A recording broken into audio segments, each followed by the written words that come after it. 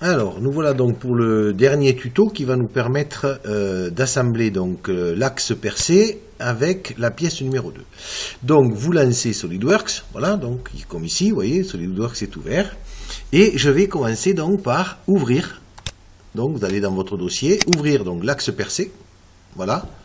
Je vous rappelle ici mosaïque, voilà, et je réduis la fenêtre de sorte à pouvoir travailler sur une autre fenêtre. Alors cet axe, je vais donc l'assembler avec la pièce numéro 2, donc il me faut également ouvrir la pièce numéro 2.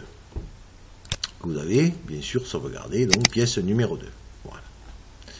Donc mosaïque, voilà, j'ai donc deux fenêtres ici, je vais cette fois-ci assembler deux pièces différentes. C'est pas comme pour le Lego où j'assemblais des pièces identiques. Voilà. Donc ici, j'ai mes deux pièces que je dois assembler. Donc, je suis prêt pour l'assemblage, fichier, nouveau, et cette fois-ci, je choisis assemblage. OK, voilà. Là, donc, ici, je me mets en mosaïque, je valide, voilà. Et je vais donc venir ici,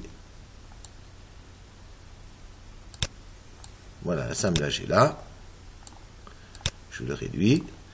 Et donc, je vais venir poser dans l'assemblage les deux pièces donc précédemment dessinées. Donc, je vous rappelle, j'ai l'axe dans l'arbre de création. Ici, je prends la pièce dans l'arbre de création, je vais la poser ici, et la pièce 1, et je prends la pièce numéro 2 que je viens poser ici. Voilà. Donc, maintenant que j'ai fait ceci, je peux me mettre en plein écran. Donc, je clique, voilà, et j'ai ici donc l'assemblage de mes pièces à faire. Alors, si je vous fais faire un nouvel assemblage, c'est qu'ici, on va découvrir donc d'autres fonctions de l'assemblage. Une fonction, par exemple, dont je vous rappelle que ici, il va falloir que cette pièce vienne se mettre ici à l'intérieur de celle-ci. Donc, je vais ici tout simplement insérer une nouvelle contrainte, une contrainte que nous n'avions pas encore utilisée, qui est la contrainte coaxialité.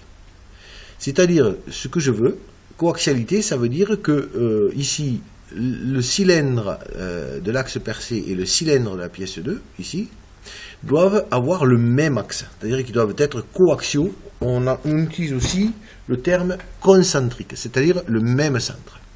Donc je choisis coaxial, et je veux donc que ce soit cette surface-là, avec cette surface-là, qui soit coaxiale. Voilà. Donc vous voyez qu'ici, mes deux axes sont coaxiaux. Voilà.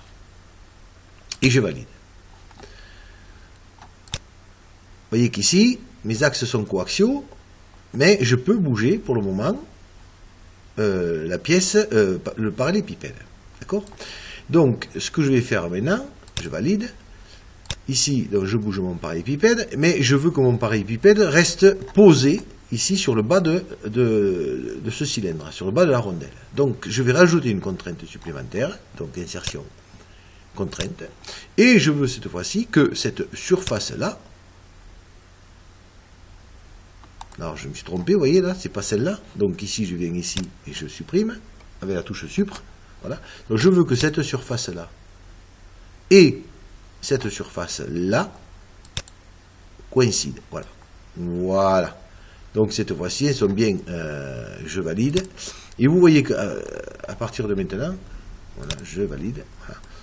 Et vous voyez qu'à partir de maintenant, je ne peux plus ici, voilà, cette pièce ne peut que tourner. C'est tout.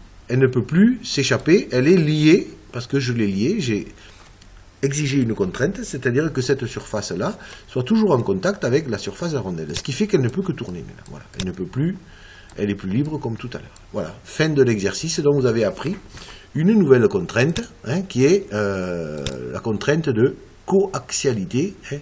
Donc, alors il en existe d'autres, tangentes, perpendiculaires, etc.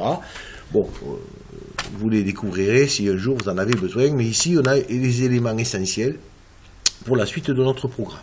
Je vous remercie. Au revoir et bon courage pour l'exercice.